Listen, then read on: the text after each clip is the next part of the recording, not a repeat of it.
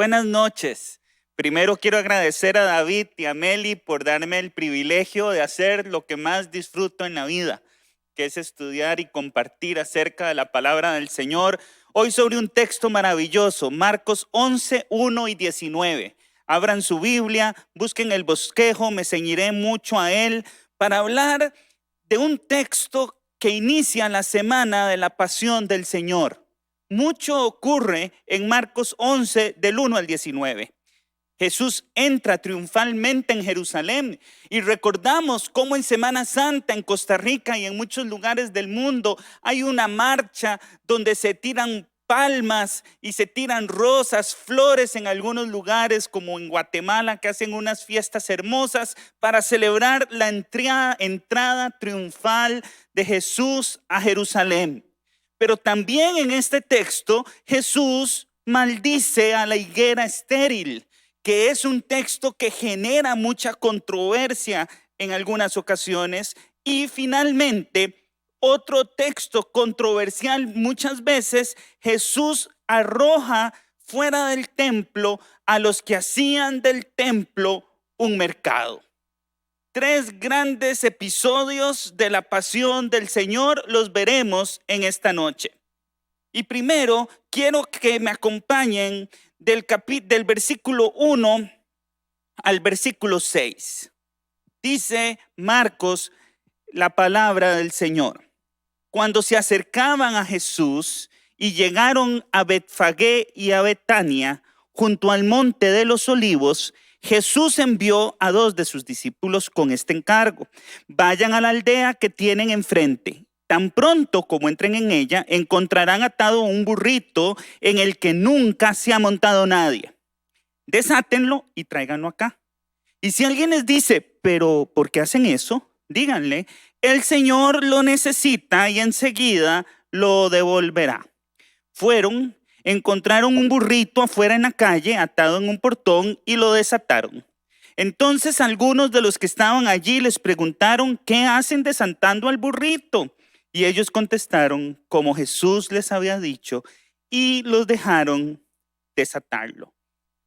Dios todo lo sabe. Dios todo lo puede. Y todo se sujeta a Él.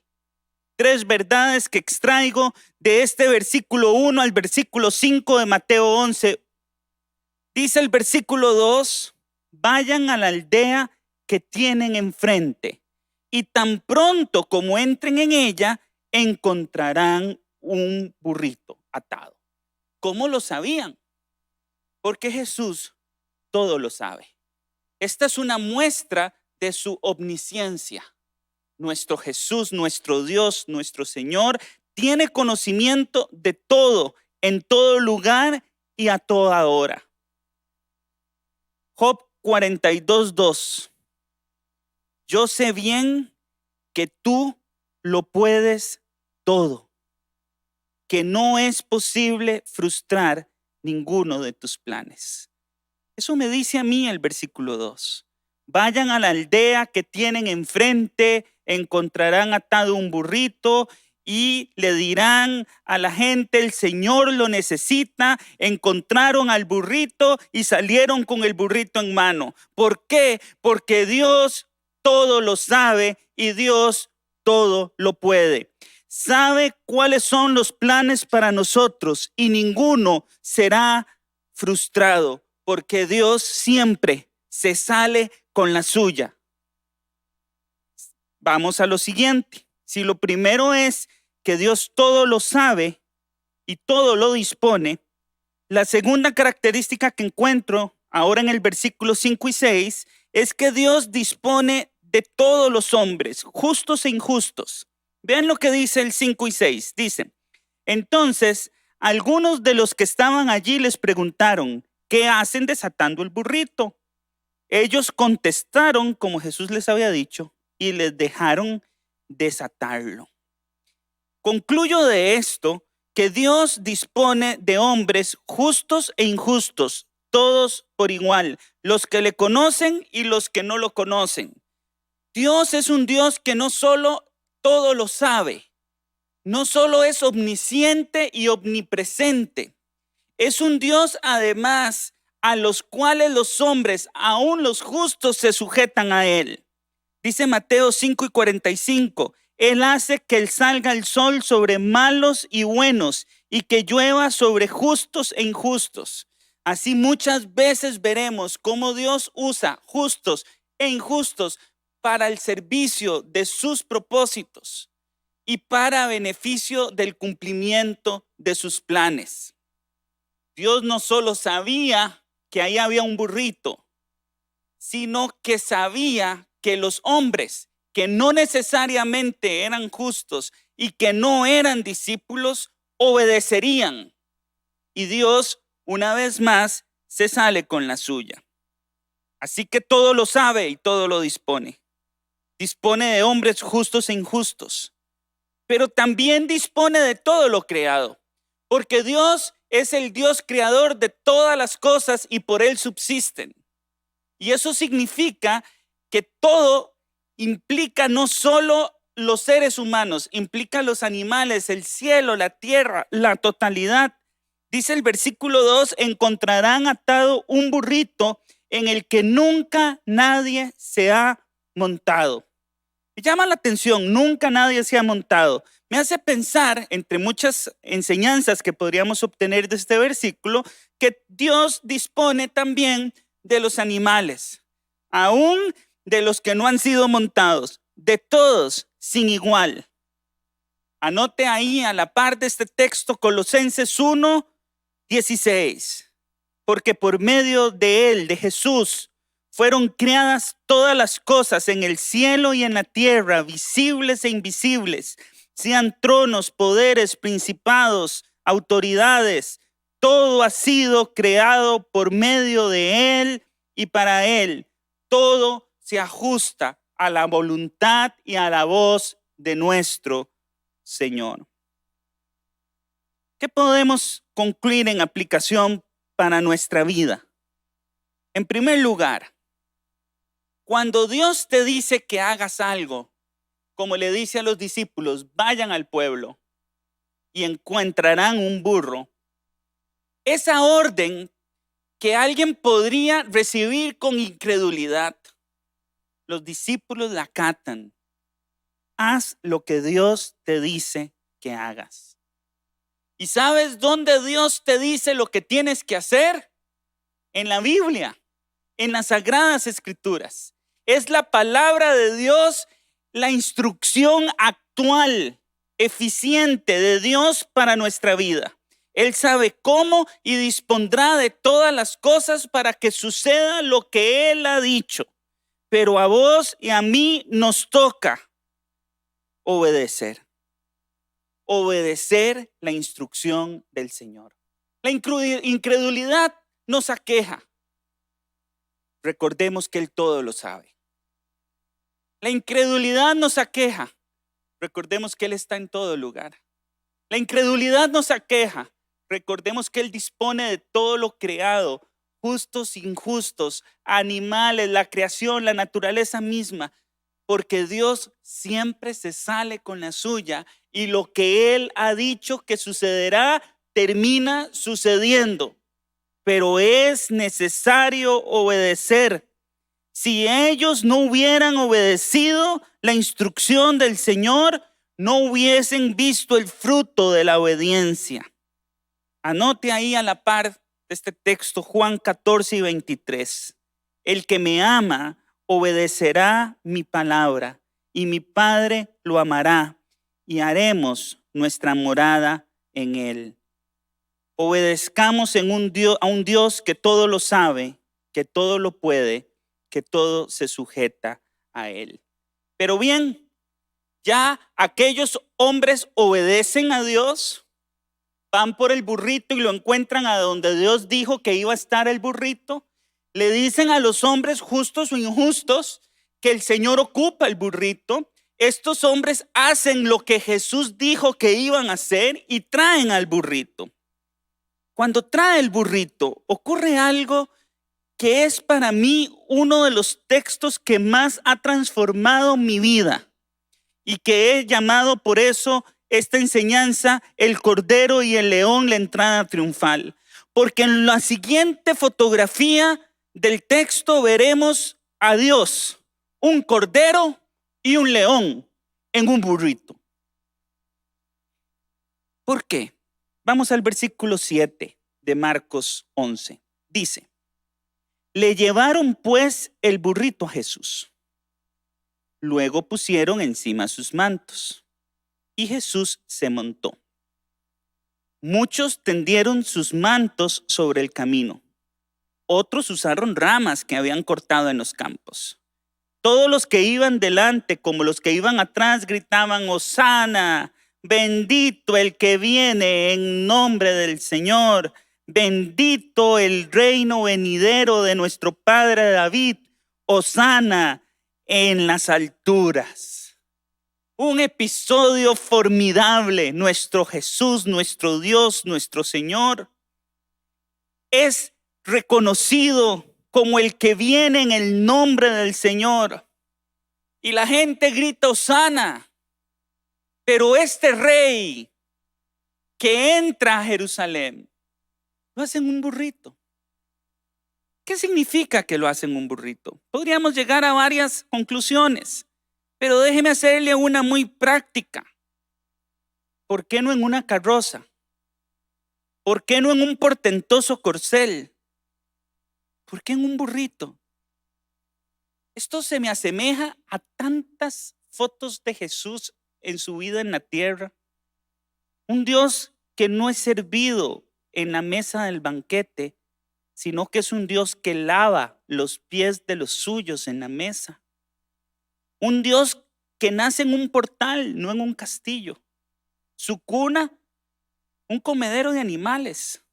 Sus compañeros de cuarto, cuando nació, tenían 4 patas. Un Dios que enseña que el que sirve a los demás es el mayor, un carpintero. Esto no puede pasar desapercibido, porque nuestro Dios es un cordero humilde. La humildad de un Dios que entra en un burrito es impresionante en el tiempo que ocurre, en el momento de la historia de la humanidad, porque en aquel entonces la humildad era desdeñada completamente. Era completamente grosera y no querida por nadie.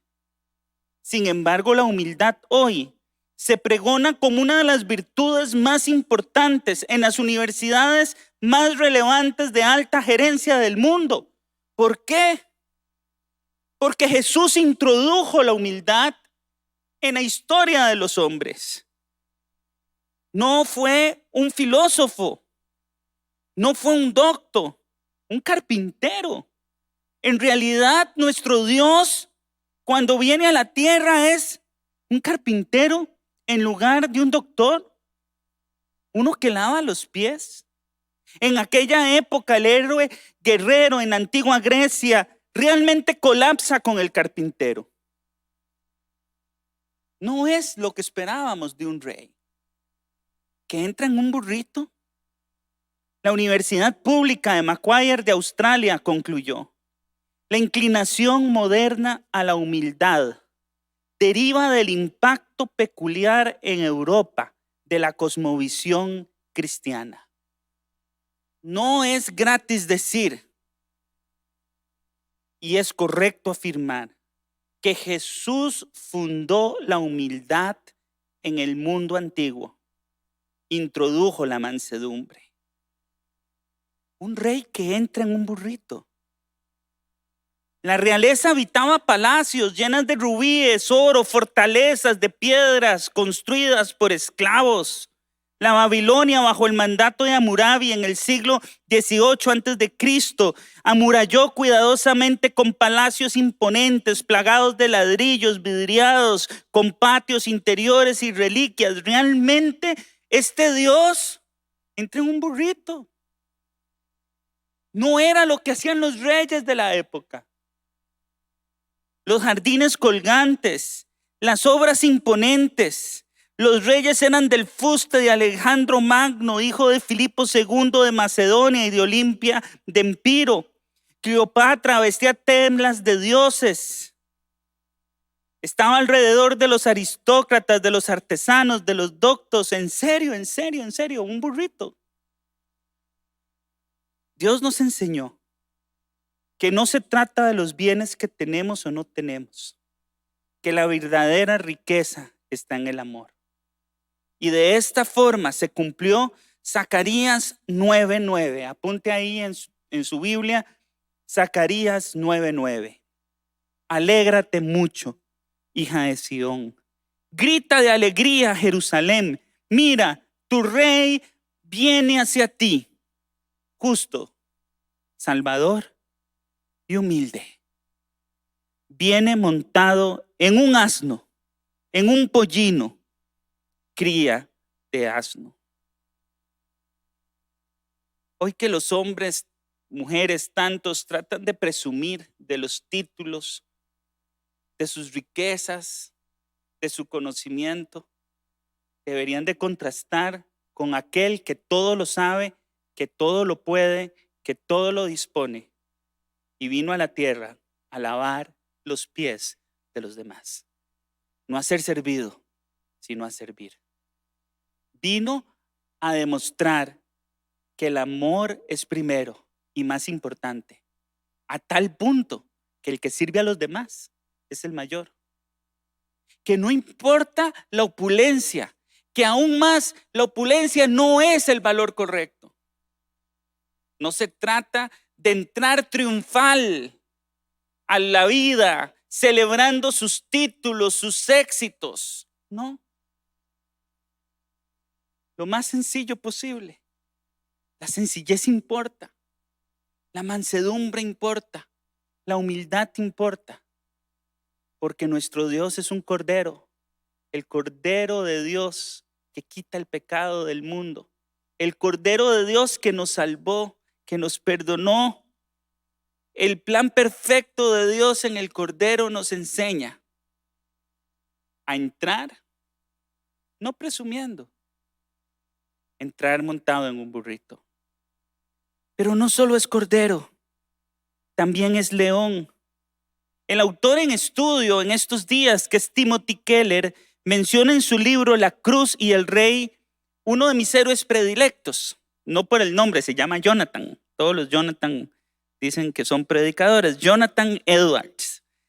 Jonathan Edwards, en referencia a Apocalipsis 5, del 5 al 6, que dice: uno de los ancianos me dijo, deja de llorar, que ya el león de la tribu de Judá, la raíz de David, ha vencido. Él sí puede abrir el rollo y sus 7 sellos. Entonces vi en medio de los 4 seres vivientes y del trono y los ancianos a un cordero que estaba de pie y parecía haber sido sacrificado.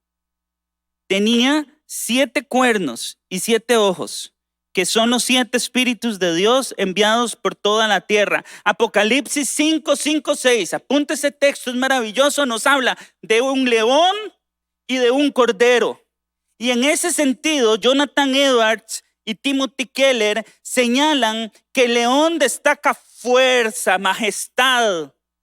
El cordero, mansedumbre y paciencia. Un león sublime, un león que hace respetar con su rugido toda la selva, y un cordero a la misma vez. Y concluyen, es que en Jesucristo vemos una unión de excelencias muy diferentes, una majestad infinita y una humildad total, una justicia perfecta junto a una gracia sin límites, una soberanía absoluta junto a una sumisión total. Ahí lo tienen en el bosquejo, pero déjeme repetírselo. El cordero y el león, una majestad infinita y una humildad total. Parecieran contradictorias. Como la majestad infinita del Rey Creador del cielo y de la tierra entra en un burro. Una majestad infinita con una humildad total. Una justicia perfecta, sin pecado alguno. Justicia perfecta, pero una gracia sin límite. Es decir, no condena al pecador más perverso, al pecador más lejano, no lo condena, sino que le muestra gracia. ¿Quién es aquel que siendo perfecto ve al imperfecto con completa gracia? Parecieran extremas las condiciones.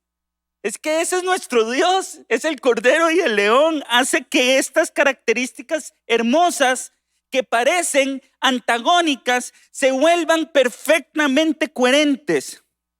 Termina. Soberanía absoluta es Dios. Sumisión total. El Cordero viene a cumplir la voluntad del Padre. Esta mezcla es Dios. Un león que entra triunfante en Jerusalén. Un león que da la cara vigorosa en Jerusalén frente a quienes lo van a matar.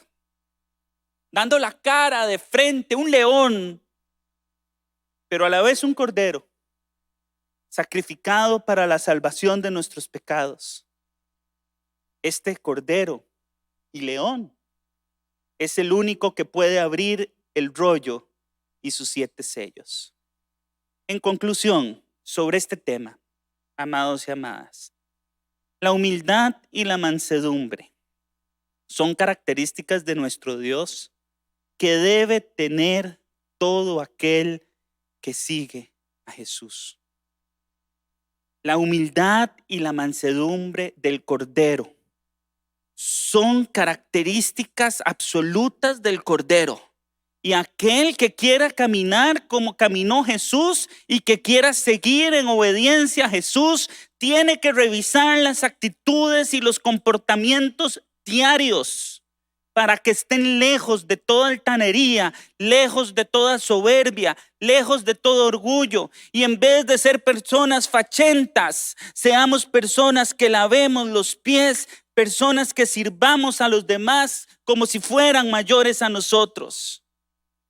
Sobre esto hicimos una pregunta al inicio y Meli la repitió. Vamos a ver qué han contestado ustedes sobre la humildad. Pero este es el principio.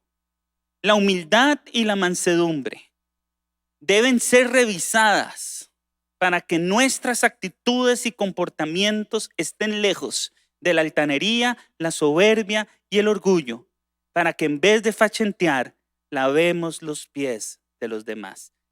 Meli, ¿qué ha contestado la gente en redes? Primero quisiera saludar al Paz, a Marcos Brenes, acá, a Gaby, a mi abuelita, a Francisco Rojas, a Jazz, a Lisbeth, a Daniel, a Celeste, a Connie, a David, a doña Sandra, a Cristian, a Oscar y a George, que están ahí conectados con nosotros por medio del Facebook y por medio de YouTube. Saludos a Priscila e Isabel, que nos han estado ahí mandando sus saludos.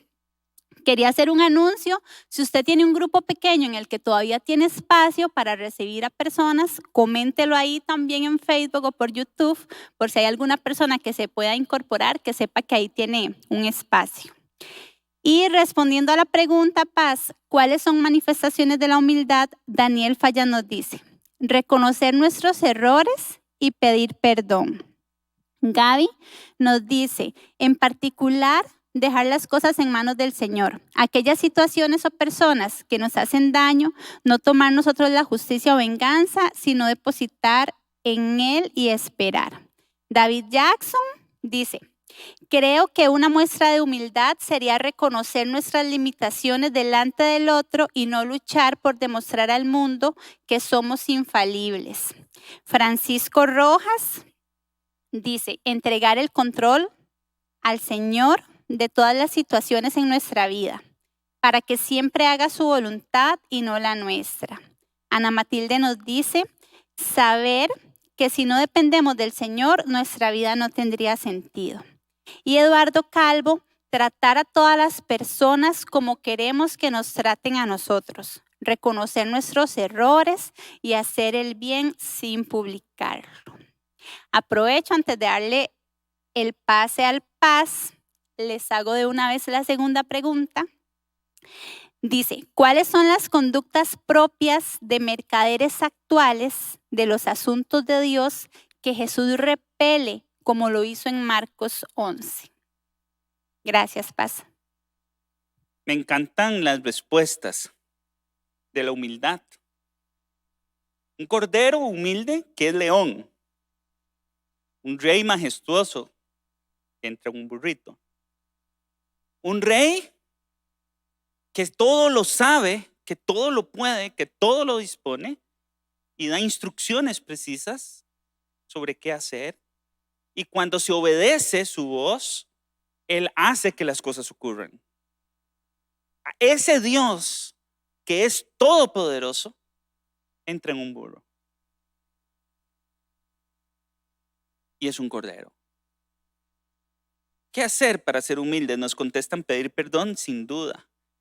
El orgullo que no nos permite vernos vulnerables y entendernos vulnerables, entendernos personas que cometemos errores. Esa altanería de presumir y hacer entender que siempre tenemos la razón está lejos de la humildad.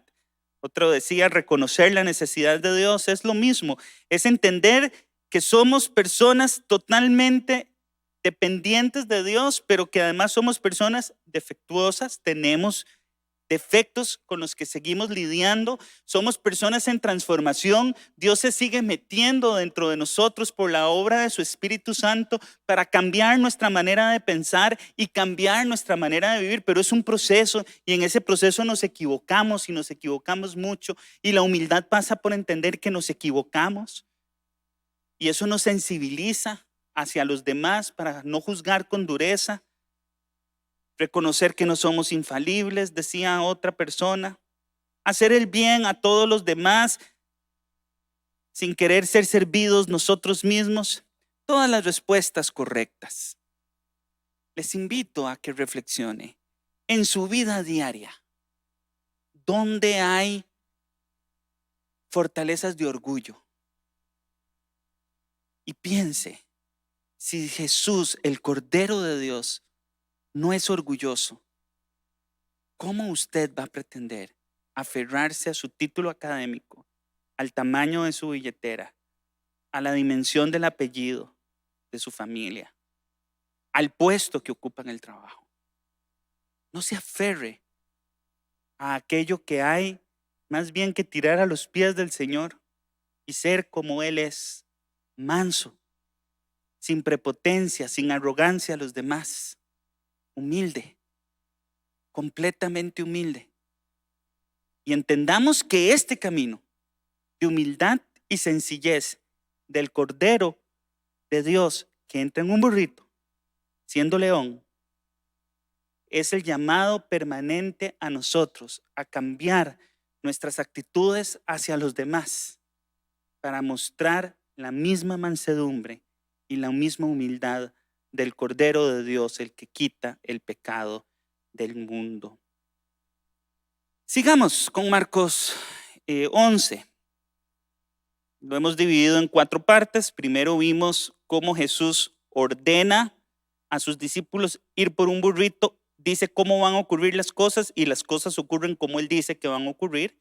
En segundo lugar, lo vimos entrar triunfante a un lugar donde tiran palmas y mantos y dicen Hosana, Hosana, y el que está entrando es el Cordero León.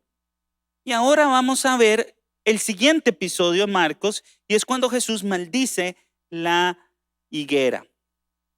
Esto lo he puesto un título que lo puede ver en el bosquejo: la falta de frutos, la hipocresía y la religiosidad molestan al león. Hablemos ahora del león. Versículo 11, Jesús entró en Jerusalén y fue al templo. Después de observarlo todo, como ya era tarde, salió para Betania con los 12. Al día siguiente, cuando salían de Betania, Jesús tuvo hambre. Quiero hacer un alto. Vean que en el versículo 11, Jesús entró en Jerusalén y fue al templo y lo observó todo. Esto ahorita lo vamos a mencionar, pero es importante que lo atienda desde ya. Al día siguiente, cuando salía de Betania, Jesús tuvo hambre y viendo a lo lejos una higuera que tenía hojas, fue a ver si hallaba algún fruto. Cuando llegó a ella, solo encontró hojas, porque no era tiempo de higos. Nadie vuelva jamás a comer fruto de ti, le dijo a la higuera, y lo oyeron sus discípulos. Este texto ha generado muchas lecturas encontradas. Permítame ofrecerle la siguiente perspectiva. Jesús fue al templo primero y lo vio todo. ¿Qué vio en el templo? Si pasamos 3 versículos más abajo, vemos lo que vio en el templo. Vio mercaderes que hicieron de los sacrificios que se llegaban a dar en el templo un negocio de venta de animales y de cambio de moneda para los que venían de lejos, precisamente para negociar sus sacrificios, negociar los animales que iban a dar en sacrificio. Mercaderes que agarraron esto y vieron un negocio en el asunto de la religión, y al final de cuentas, personas que estaban en el templo. Por eso Jesús vio esto, se fue a descansar y al día siguiente, de camino al templo, decide darle una enseñanza a sus discípulos en intimidad, precisamente para introducir después la limpieza del templo, que hablaremos finalmente en esta noche, como la última parte del texto de Marcos 11. Pero quería poner en contexto que esta enseñanza de la higuera está en ese escenario. Y Jesús se ocupa entonces de decir que no trata de religiosidad, como los que estaban en el templo haciendo negocios. Los que estaban haciendo en el templo, haciendo negocios, me llamó muchísimo la atención, creo que Timothy Keller es el que lo menciona, que según Josefo, en la época de la Pascua se compraban y vendían 255,000 corderos en los atrios del templo. Entonces, imagine eso, ese templo era una locura. 255,000 corderos. ¿Cuánta gente podía entrar y salir con plata y comprar un animal o cambiar el otro? Era una locura. Hicieron de los sacrificios religión.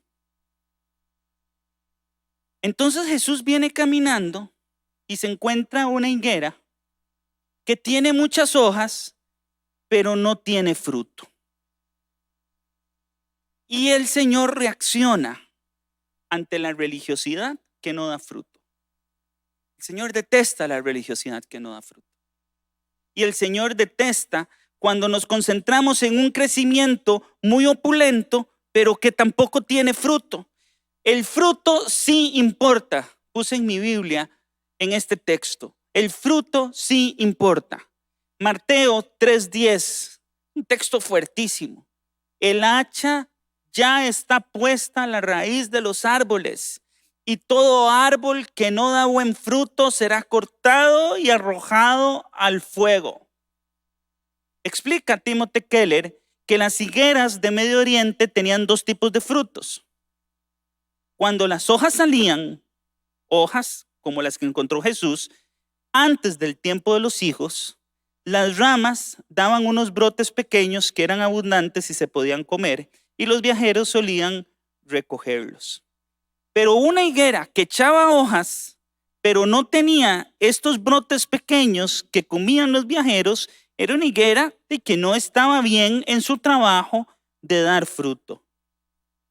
Y Jesús se dirigía al templo y se ocupó por señalar que no están conforme a su corazón los que tienen mucho crecimiento y no tienen mucho fruto. Lo que importa no es lo que aparentamos, lo que importa es el fruto que damos. Repito, lo que importa no es lo que aparentamos, lo que importa es el fruto en realidad. Dios no quería validar a aquellos que con una religiosidad vacía trabajaban para los sacrificios religiosos, pero no tenían fruto de arrepentimiento. Dios no quiere de nosotros más que el fruto del arrepentimiento, de vidas transformadas eficientemente por la obra del Espíritu Santo. No podemos creer que agradamos al Señor yendo a la iglesia. solamente. Por supuesto que venir a la iglesia es parte de los mandatos del Señor y de la vida del cristiano. Pero no es el acto religioso venir a la iglesia. ¿Qué es entonces? No es cuánto evidenciamos en redes sociales lo que hacemos por los demás o que damos a los más necesitados. Eso está completamente lejos. Es lo que el Señor aborrece. Él quiere fruto. ¿Fruto de qué? Fruto de arrepentimiento. ¿Y qué es el fruto del arrepentimiento? Es dar evidencia de que la presencia de Dios que está en el templo hace que los que llegamos a buscarle a la casa del Señor seamos permeados por esa presencia. Que Dios dentro de nosotros traiga una claridad por la obra del Espíritu de lo que está mal en nosotros y una convicción de que no podemos seguir haciendo lo que está mal.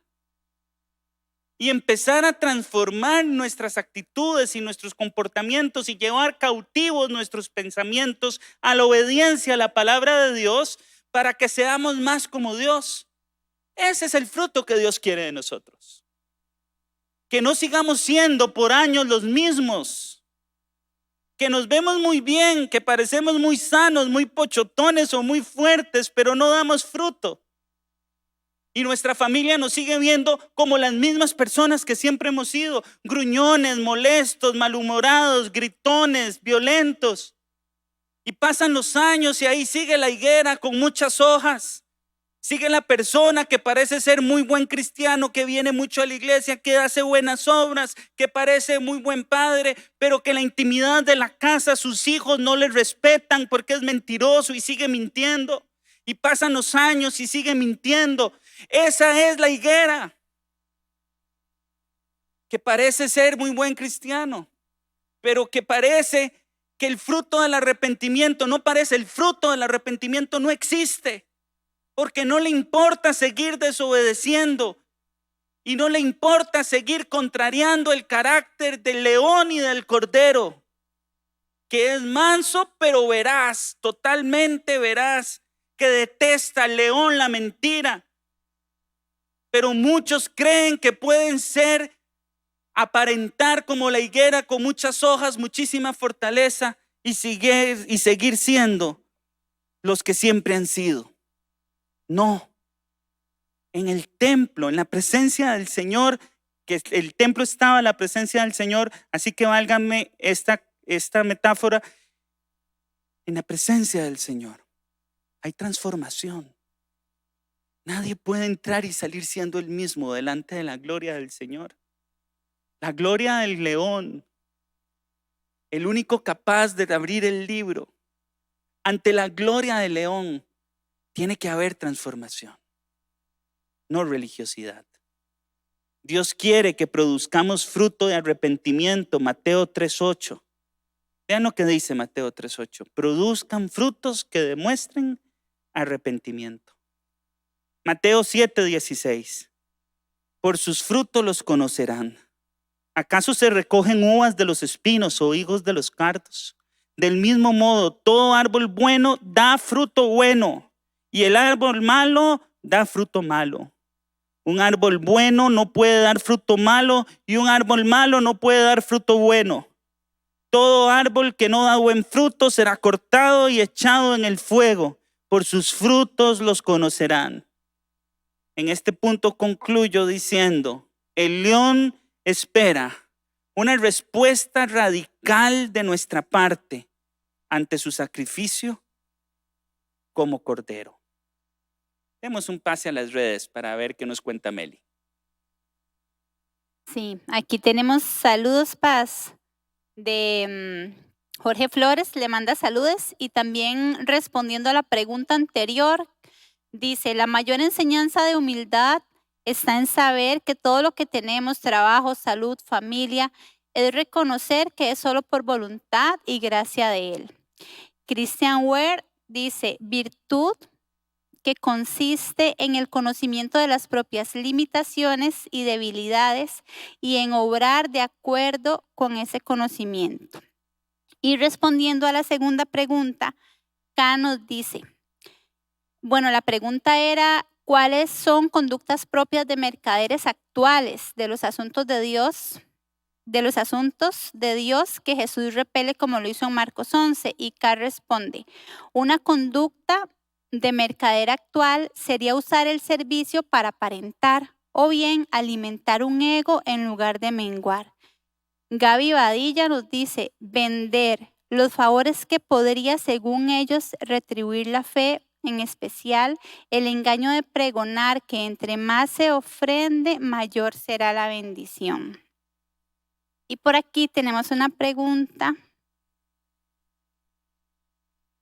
Dice, ¿cómo puedo detectar si estoy dando verdaderos frutos de arrepentimiento? Gracias, Meli. Qué pregunta más bella. ¿Cómo puedo demostrar que tengo frutos de arrepentimiento? Aplicando Mateo 3:8. Guarden ese texto, pónganlo en su refrigeradora, Mateo 3:8. Produzcan fruto que demuestren arrepentimiento. Pero pónganlo a la par de Marcos 11, porque el Señor maldice la higuera que no da fruto. ¿Y qué es fruto de arrepentimiento? ¿Cómo puedo ver que estoy teniendo fruto de arrepentimiento? Cuando yo vengo a la casa del Señor, como lo vamos a ver en la última parte de este texto, cuando me acerco a su presencia, no puedo salir igual. Tengo que ver su belleza y su gloria para contrastar mi necesidad, mi suciedad y mi pobreza, para postrarme delante de Él y decirle, quiero ser más como tú. Quiero vivir la vida como tú la vives. Quiero pensar como tú piensas. Eso es ser seguidor de Jesús. Eso es dar fruto. Presentarse ante Él y decirle, yo quiero más de ti. Quiero más de tu presencia. Quiero más de tu espíritu. No quiero, Señor, seguir pecando. Y le pone ahí el nombre al pecado en una oración de confesión. No quiero seguir siendo soberbio. No quiero seguir siendo altanero. No quiero seguir lastimando a mi esposa, a mis hijos. No quiero seguir usando mal mi tarjeta de crédito. No quiero seguir mal administrando mis recursos. No quiero seguir mintiendo sobre el uso de mi dinero. Señor, y empiezas a presentar toda tu vida delante de Dios y lo pones ante Él. Él es el león, el Dios todopoderoso, pero también es el Cordero lleno de gracia. El único que por su sangre limpia nuestros pecados. Pero fruto de arrepentimiento implica entender que sí tenemos pecado. Fruto de arrepentimiento implica a tener nuestro pecado presente y no ignorarlo. El fruto de arrepentimiento es incompatible con aquel que no confiesa su pecado. Tiene que ver más bien con aquel que presentándose delante de Dios tiene en cuenta todos aquellos aspectos que necesitan más de Dios. Y claro, algunos ocuparán un proceso. Aquí hay grupos de apoyo en la iglesia para diferentes áreas. Necesitarán consejería, necesitarán trabajo. No podemos seguir siendo iguales, como la higuera. Muchas hojas, nada de fruto. Caminemos en pos de la transformación completa de nuestra vida, progresivamente. Ay, muchas veces me han oído decir de este púlpito, yo no soy quien quiero ser, sin duda, pero tampoco soy quien antes fui. Dios está haciendo la obra. Duro porque soy duro y cabezón y jupón y difícil delante de Dios. Lamentablemente no me enorgullezco de eso, me avergüenzo de eso y lo confieso. Pero el Señor sigue haciendo la obra en mí para que mis hijos no vean al mismo que veían hace 5 años. 5 años después tienen que ver que lo que estaba haciendo mal, ahora lo hago menos mal. Menos mal. Seguiré equivocándome hasta el último día de mi vida, pero no siempre estancado en los mismos errores, no siempre estancado en los mismos defectos. Que Dios, por su gracia del Cordero de Dios, nos ayude a transformar nuestro comportamiento. Terminemos. Pasamos por el Dios que maldice la higuera y ahora llegamos a la última parte, el Dios que limpia el templo. Llegaron, versículo 15. Llegaron pues a Jerusalén y Jesús entró en el templo y comenzó a echar de allí a los que compraban y vendían. Volcó las mesas de los que cambiaban dinero y los puestos de los que vendían palomas y no permitía que nadie atravesara el templo llevando mercancías. También les enseñaba con estas palabras: no está escrito, mi casa será llamada casa de oración para todas las naciones, pero ustedes la han convertido en cueva de ladrones.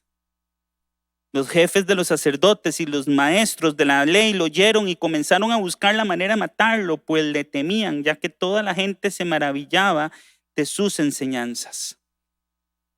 Ya lo dijimos, en el templo habían muchos mercaderes. A partir de los sacrificios vendían corderos, cambiaban dinero de los viajeros para comprar animales.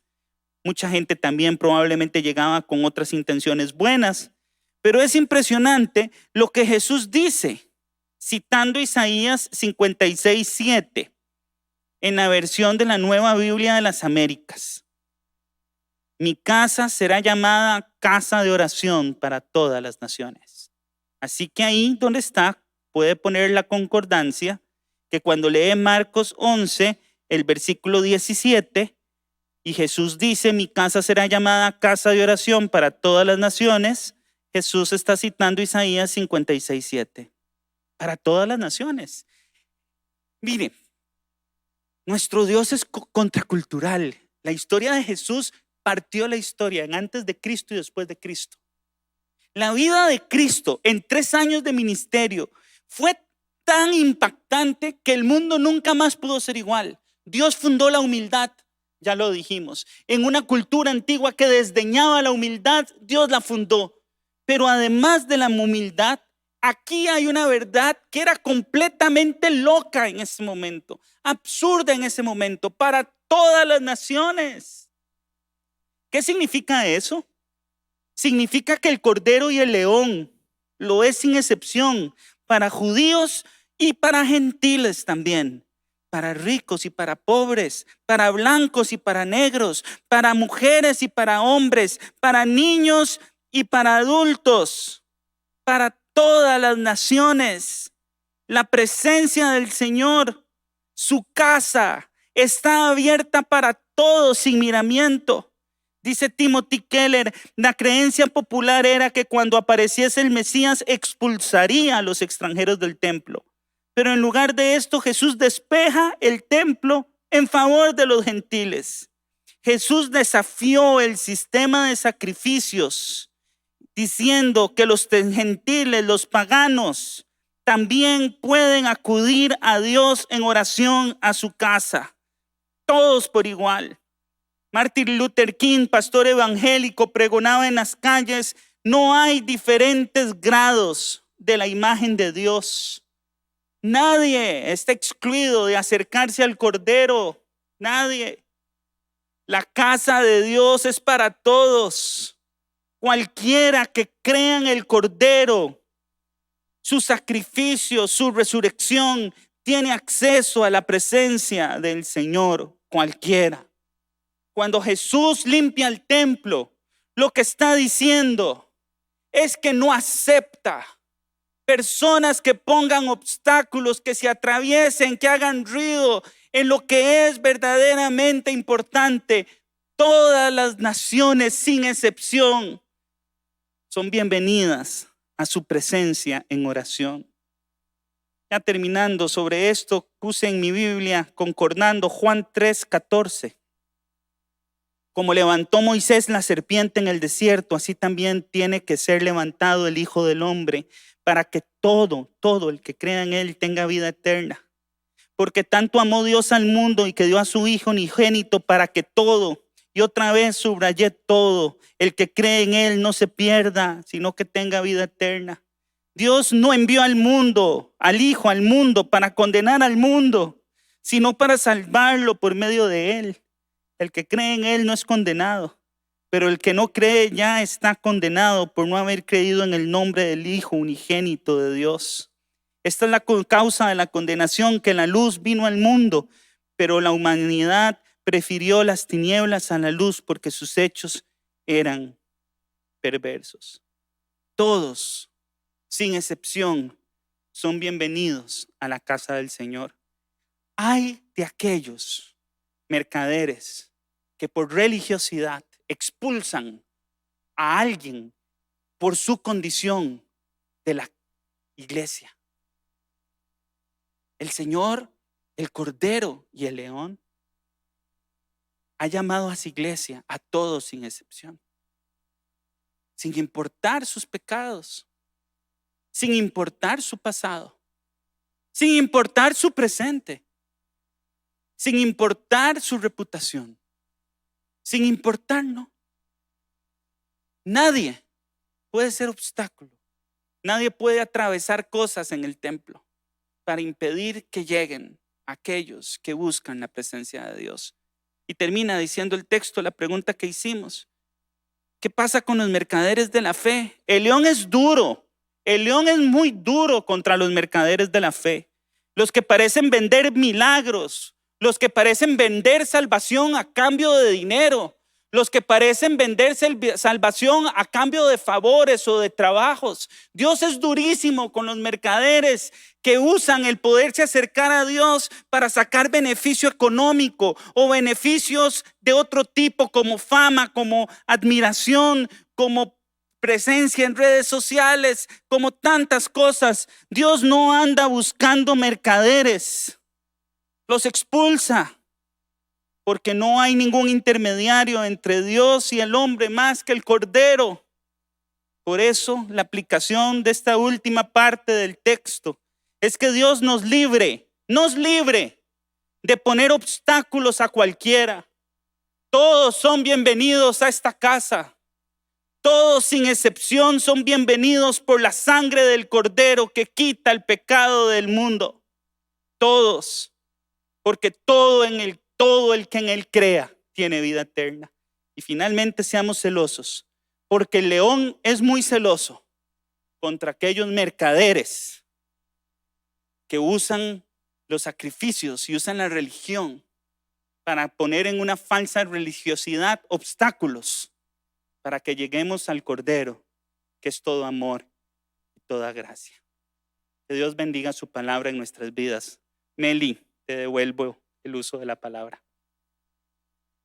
Muchas gracias a todos por acompañarnos. Nos vemos el próximo jueves, si Dios lo permite.